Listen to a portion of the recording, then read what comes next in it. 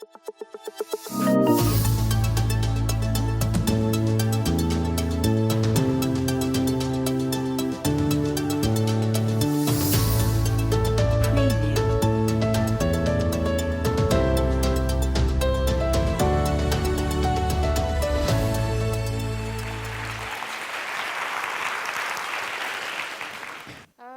going to talk about the muffled voice of a rural child.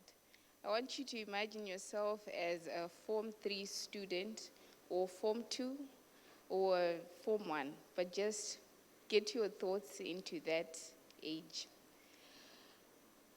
Deep in the rural areas of Zimbabwe are minor children who are either involuntary or voluntary brides.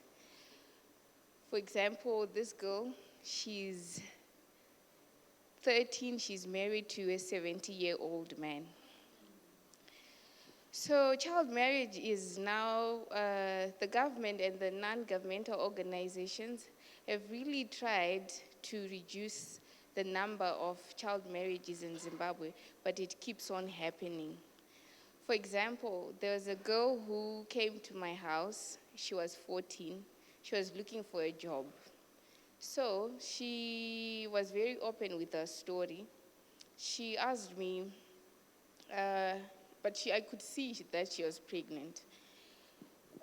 May I please work for you for whatever amount that you can offer? So I asked her, but you're a minor child. Why do you want to work? That would be considered as child labor. Then she told me that she had voluntarily gotten pregnant for a 21-year-old boy as a way to escape getting married to someone who was 63 years old.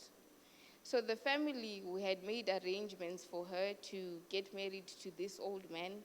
And even though she was still pregnant, they wanted to send her off to that family.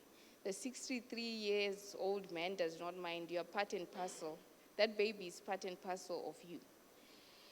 So after that, I decided, you know what, I can assist you, but you don't have to work for me. She stayed at my house for a while, and then she asked if we could go to Murewa so that she can also check on her sister who was 12 years old, of which the family was also making arrangements that that 12-year-old would be married to an old man. So when we got there, there was a way we would do it so that the family doesn't notice she's in the area. I cannot express how saddening the situation is down there and what I saw. You'd see 10-year-olds with babies, they're at markets, they're selling tomatoes, they're selling vegetables, they're trying to make ends meet.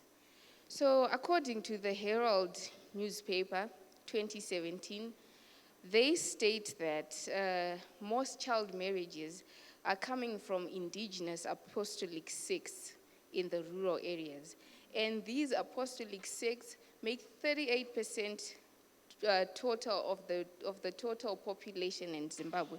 So you can imagine how many girl children are getting married at a very, very young age. So as I was asking this girl, what do your parents get out of marrying you off to these old men? So she says, this old man came to their house as a way to get to know the family gets to know the man. He left $5. So $5 was the way they measured his wealth, and they said he's actually a very rich man because of $5. And when they're marrying, they marry with this 2 kgs of sugar, and that's enough. And if he's rich, he'll also give you cooking oil. This is the total bride price that they pay.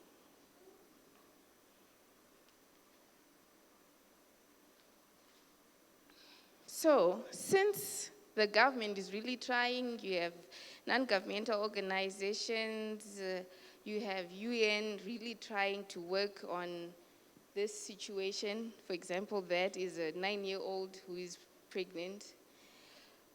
It's changing, but the progress is slow. So to the efforts that they are making, I thought maybe let's involve these girls to really intensify rural youth inclusion. Let's involve them in platforms such as TEDx, like what I'm doing. Let's show them that there is more light to just being a child bearer. There is more light to just having a small garden and you're raising the next child to do the same thing.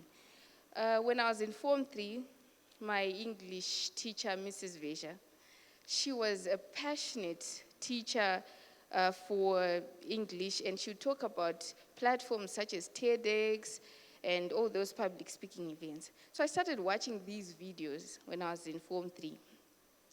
And I'll tell myself that one day I'm going to be on that stage. I've tried to apply so many times in other TEDx in other countries, but thank you to the organizers, I'm here today.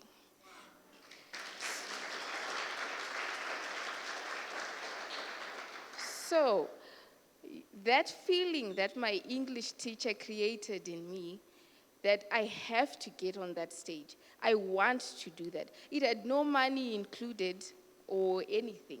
Let's bring these platforms, let's create our own African platforms to show these girls we have TEDx in Gutu or TEDx in Marondera, the rural areas. Let's show them that they can participate as well. For them to open their minds, like this unknown author once said, my mind is a garden. You can plant seeds, you can plant flowers. So it starts in the mind for us to change the mind of these girls. Because as much as it is now a crime for child marriages to happen in this country, these men, they keep on doing it. So let's change the victim's mind instead, so that they can also stand up for themselves.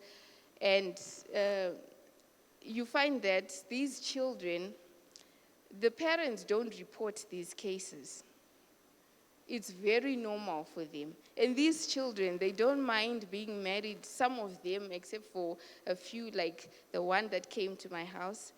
Some of them, it's okay to get married to this 50-year-old man when you're 12, to this 75-year-old man who can't even walk.